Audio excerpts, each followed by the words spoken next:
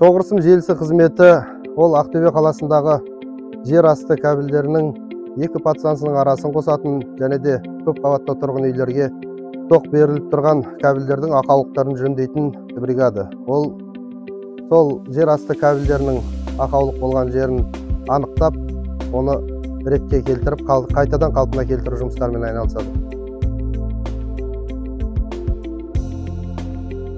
Ол ең біріншіден біздің қалада қауіпсіздікті сақтау. Мысалға әуе желісінде талдар, ағаштар ауа райының қолайсыздығынан құлаған жағдайда әуе желісінің үстіне құлап, ол жерге түсіп, жердегі біздің жаяу жүргінші бар, машина бар, неше түрлі қауіпсіздіктің ең бірінші алдын алу үшін кабельный служба әуе желісіне қарағанда бізге тиімдірек. Содан кейін екінші, ауа райы күрт бұзылып, қатты дауыл, жел тұрған жағдайда бізде әуе желісіне өте қатты әсер етіп, тұрғындарға жарықсыз қалдыратын кездер болады.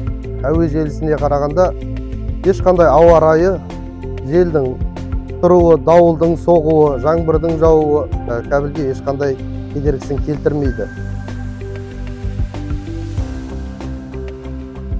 Мысалға, әуе желісінде қандай да болмасын, бір үзілген жер, ақаулық болған жер болса, ол адамның көзіне көрініп тұрады. Егер линияның бойымен жүріп шығатын болса, адам көзіне көрінеді көп жағдайда.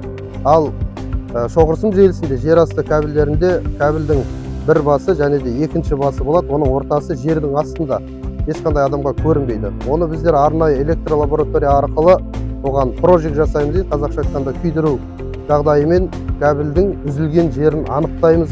Және де оған сигнал деген бар, аппарат бізде сигнал қоямыз да, қай жерден үзілді, соны анықтап табамыз. Ол кейде 1 сағат, кейде 5 сағат, кейде бір тәулікті алатында уақыттар болады.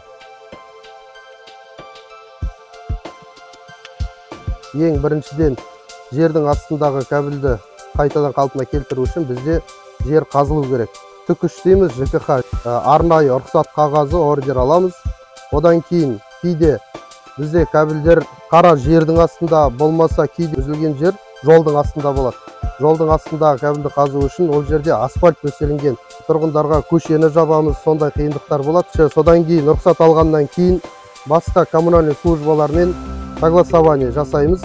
Содан кейін бар жер қазу жұмыстары жүргізіледі. Ақаулық болған жерді тауып алғаннан кейін соединительный муфт салып, екі жаққа тексеріп, осындай жұмыстары. Ол жұмыстар бізде кейде тәулік бойына жүретін кездер болады. Мысалға, бір көп қабатты үйдің жарығы сөніп қалған жағдай болса, біздің тұтынушыларымызды жарықсыз қалдырмас үшін біздерде регламент работа шамалы ұзарып кетеді, уақытынан тыс таңға дейін жүретін де кездер болады. Шоғырсым желілер қызметінің ең қиындығы осы.